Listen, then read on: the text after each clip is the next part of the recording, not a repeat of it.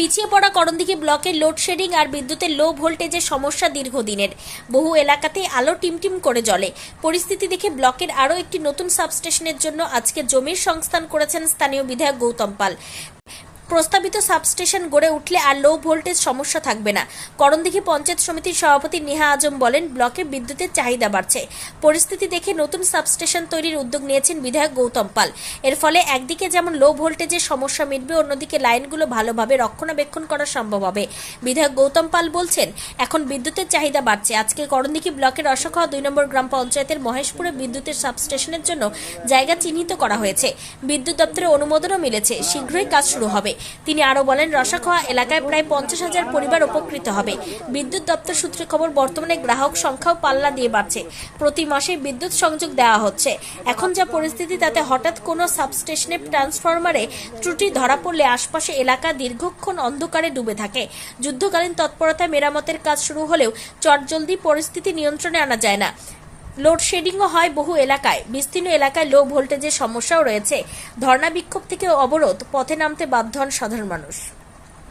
গত 2-1 বছর ধরে এবং এবারও এই এরিয়ার, যেমন রসাখোয়া 1 নম্বর পঞ্চায়েত, রসাখোয়া 2 নম্বর পঞ্চায়েত এবং লাউতরা 1 নম্বর পঞ্চায়েতের সঙ্গে বাজারগাঁও 1 এবং বাজারগাঁও 2, এই 5টা অঞ্চলে ইলেকট্রিক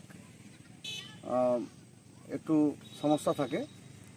সেই জন্য এখানে পশ্চিমবঙ্গ সরকারের পক্ষ থেকে একটি 33/11 কেভি সাব স্টেশন পাওয়ারের এখানে তৈরি হতে যাচ্ছে এবং রসাখোয়া 2 নম্বর পঞ্চায়েতের অধীন পূর্ব মহেশপুর জেল নাম্বার 100 এবং প্লট নাম্বার হচ্ছে 364 দাগে